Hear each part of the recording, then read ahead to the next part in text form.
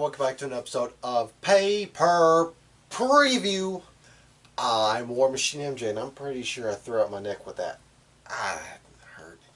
Anyway, I'm your third place champion, War Machine MJ. Once again, third place as of Extreme Rules. But in the 3-count series, I'm leading the charge with 81 points. Anyway, I'm here today to talk about SummerSlam 2020, which is going to be the second show in WWE's Amway Center residency. Now, WWE has recently announced they will be moving their shows going forward to the Amway Center instead of just being locked in at the Performance Center. But it's just Raw, SmackDown, and pay-per-views. And the first night of that residency will be this week's SmackDown, which I'm recording a couple hours before. And they will be introducing the ThunderDome on tonight's SmackDown, which is essentially, well, it's the whole 9 yards. They're doing pyro effects, green screen stuff and camera shots and drone shots. There we go, drone shots and all that. But they're also, putting in green screens to bring in the crowd. Basically, zoom people in from home. So,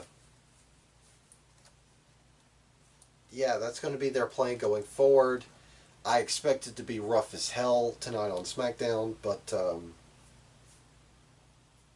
who knows? Maybe they'll get everything together by SummerSlam. Anyway, let's go ahead and crack on into this. We're going to start with the Raw Tag Team Championships as the Street Profits, Montez Ford and Angelo Dawkins, defend against Andrade and Angel Garza. Now, Garza and Andrade got the chance to face the Street Profits for the tag titles after beating the Viking Raiders and Cedric Alexander and Ricochet in a triple threat tag team match. Since then, Street Profits and Garza and Andrade have picked up where they left off as far as this beef, including Zelina Vega going so far as to poison Montez Ford. And so, here we are. Just long story short.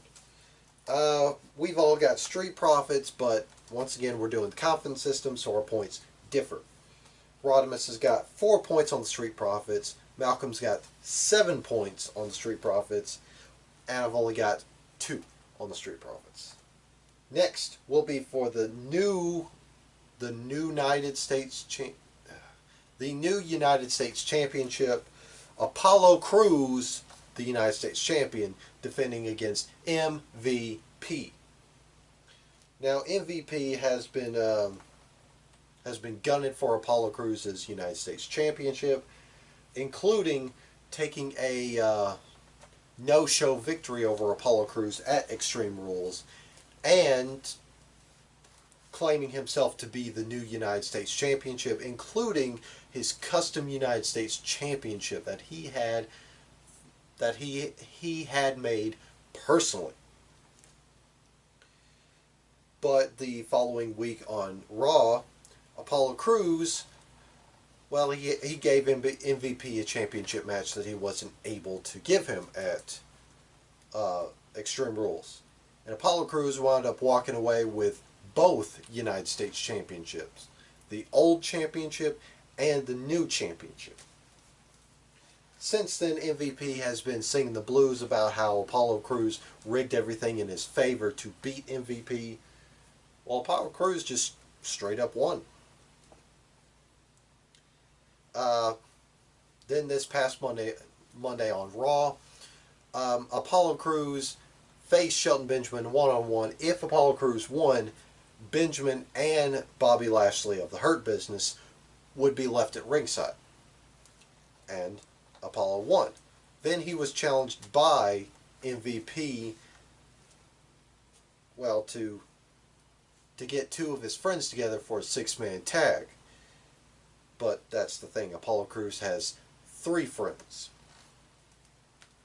So Apollo, Ricochet, and Mustafa Ali took the match, while Apollo told Cedric Alexander to ride the bench because he got roughed up because of the full. I'm not even going to call it the full Lashley. It's the full Nelson. Full Lashley just sounds dirty. Anyway, so with Cedric Alexander, MVP's just been whispering in his ear, basically trying to cause a rift between Cedric Alexander and Apollo Crews' camp. So we'll see if Cedric Alexander is a factor in this United States Championship match. Now, we've all got Apollo Crews winning this one, but we have different point values. Rod's got Apollo for 2, Malcolm's got Apollo for 6, and I've got Apollo for 3. Next will be hair versus hair as Mandy Rose takes on Sonya Deville. Now, these two have renewed their recent transgressions against each other on SmackDown, including Sonya Deville giving Mandy Rose an extreme makeover. Basically just kicking the crap out of her, smearing makeup all over her face, and cutting her hair. So now it comes down to a hair versus hair match. Once again, we all have Mandy Rose across the board on this one, but different point values. Rod's got Mandy for 3, Malcolm's got her for 1, and I've got her for 6 points. Going all in on this one. Well, close to all in. Next will be for the WWE Universal Championship, or since it's on SmackDown in a different color, it'd be the Blue Universal Championship, as the monster among men, Braun Strowman, will defend against The Fiend. Now at Extreme Rules, the horror show at Extreme Rules, Strowman and Wyatt had their swamp fight, where both men crawled out of the swamp completely different entities. Bray Wyatt, well, coming back as The Fiend, while Braun Strowman is coming back as something more evil. And long story short, he's kind of left Alexa Bliss to eat the bullet. Because after Alexa Bliss was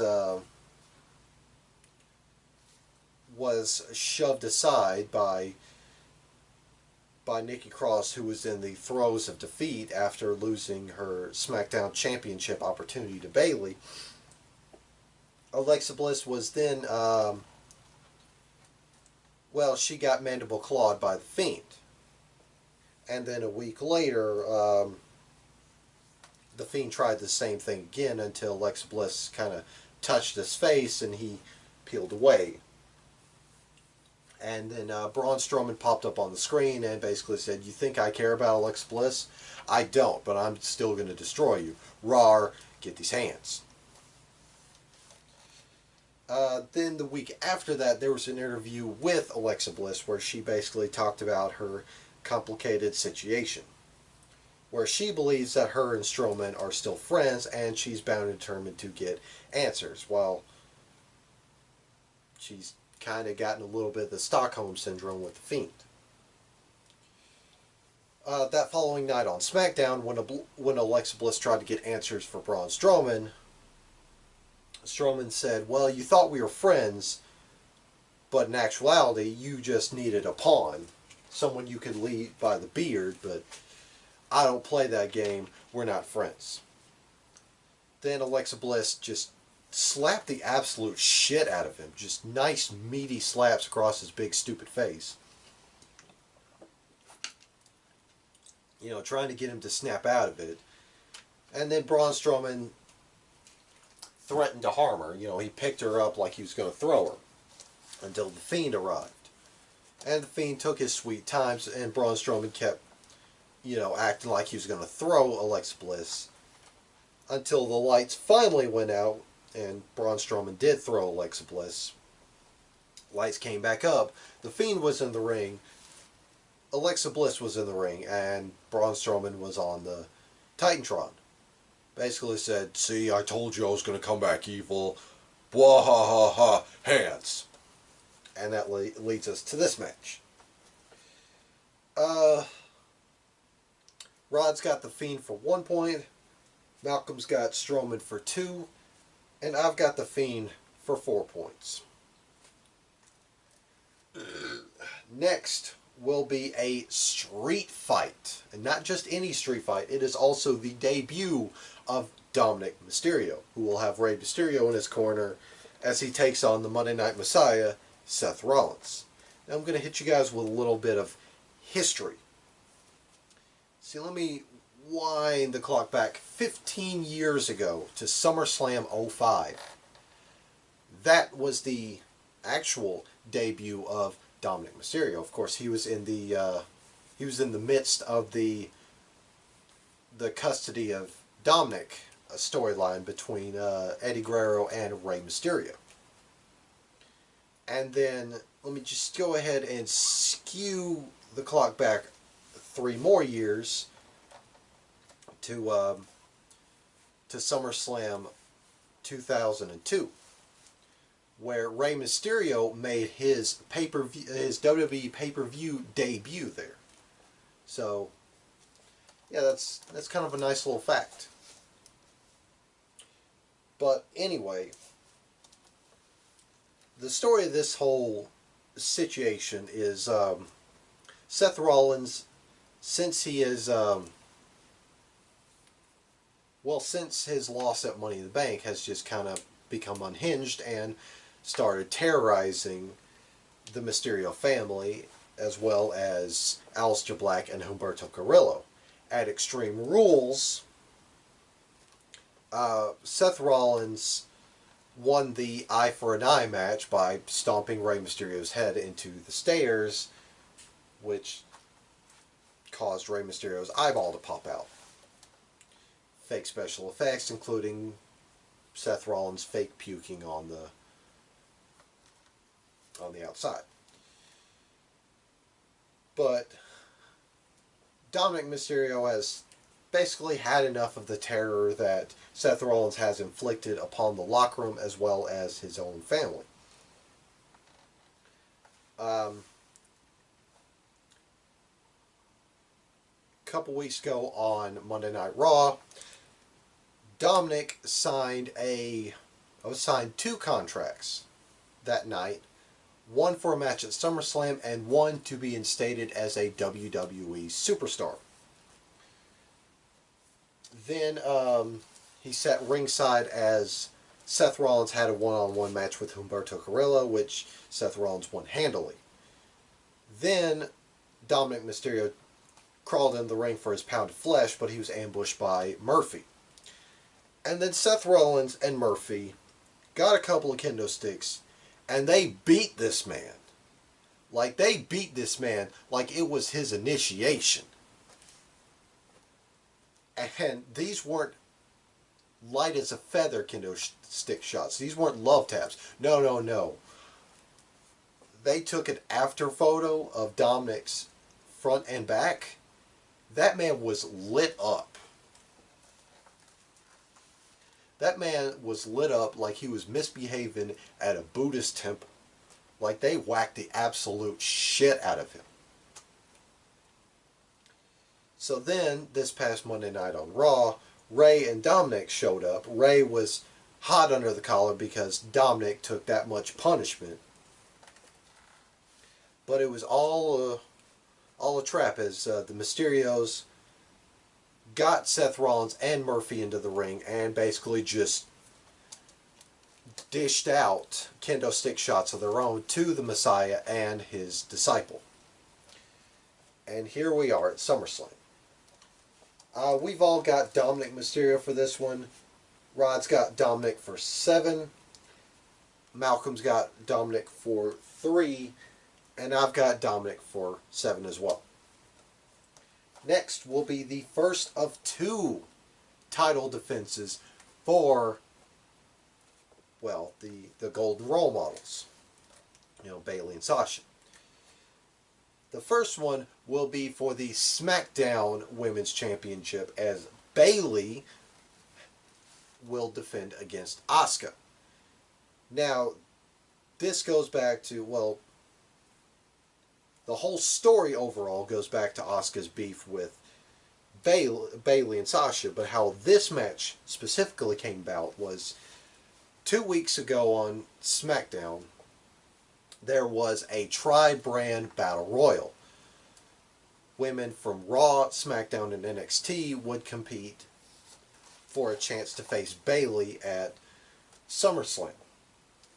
And one of the entrants into this match was Asuka. Asuka was narrowly eliminated, but she managed to land both feet on Sasha and Bayley, who had been leveled on ringside. She got the victory, and she will go to SummerSlam to face Sasha and Bayley. This past Monday night on Raw, Bayley agreed to go first, well, basically to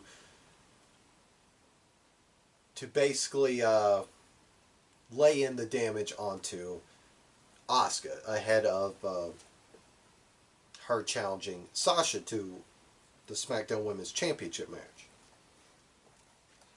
So, since that's going to be going on first, there is a fair chance that this match is going to be over with pretty quick, as Bayley will probably cause a disqualification or something or another, get a cheap sneaky win, and they're going to lay into Asuka before Asuka faces Sasha.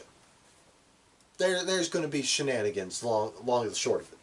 So for this match, we've all got Bayley across the, well, okay, take a step back. Rod's got Bayley for 5 points. Malcolm's got Asuka for 4 points, and I've got Bayley for 5 points. Now on the flip side of that, we have the Raw Women's Championship title defense as Sasha defends against Asuka. Now this goes back to Extreme Rules, where there was just that controversy where Sasha pinned Asuka while the referee was down.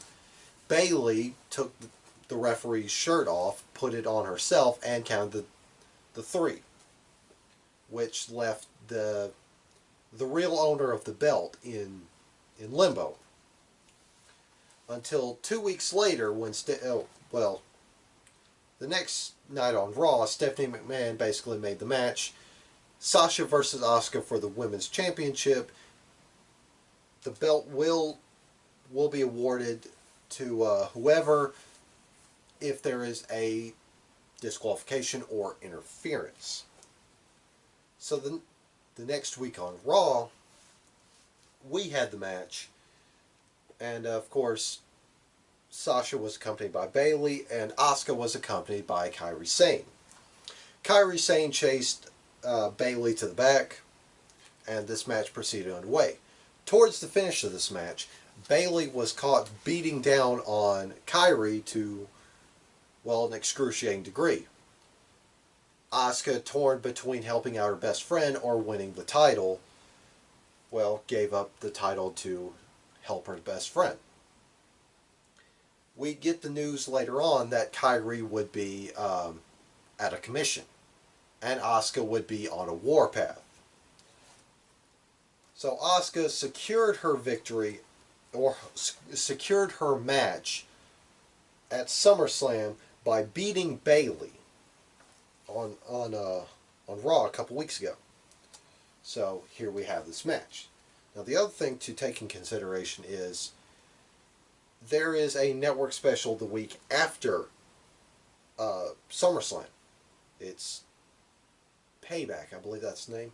And at Payback, Bayley and Sasha will defend their final championships, the WWE Tag Team, Women's Tag Team Championships, against an undetermined opponent, undetermined team. So that's also, you know, playing against them. But for this match, yeah, we all differ. So, Rod's got Asuka for 6, Malcolm's got Sasha for 5, and I've got Asuka for 8. I'm betting the whole barn on her. And finally, that leads us to our main event for the WWE Championship. It will be Drew McIntyre defending against the Legend Killer, Randy Orton. Now, Randy Orton's been on a bit of a tear since Backlash after he beat Edge in the world's greatest, or the greatest wrestling match. Since then, he's been putting legends on the shelf. Legends including Christian, The Big Show, Ric Flair, which that was a shock, and more recently, Shawn Michaels.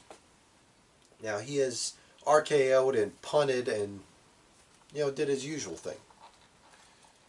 Ric Flair, he deemed a liability and told him he had lost all respect for him. He didn't love him like he did back then. And Rick went on his own spiel. Basically, talked about how when he came out of his coma a couple of years ago, the first thing he wanted to do, and the only thing he wanted to do, was to tell the people that he loved them, and tell everyone else how he felt. Basically, clear the air so there's nothing left unsaid. And you know, it seemed like a reconciliation between the two of them until Randy Orton RKO'd him, and as the lights were flickering off, he punted Flair. And then this past week on Monday Night Raw, he RKO'd Shawn Michaels and punted him before turning his attention to Drew McIntyre. So, yeah.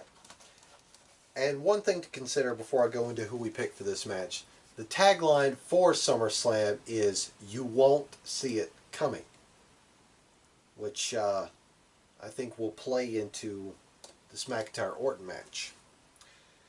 So, both Malcolm and Rod have Drew McIntyre for 8 points apiece. They're betting the whole barn on McIntyre and Orton. Well, me, well, I'm kind of suspicious about that tagline, so I'm betting 1 point on Randy Orton. Just one. So, that is our picks for SummerSlam 2020. So, that being said, I'm current third place champion, War Machine MJ, and I will see you guys next time. Ba-bang.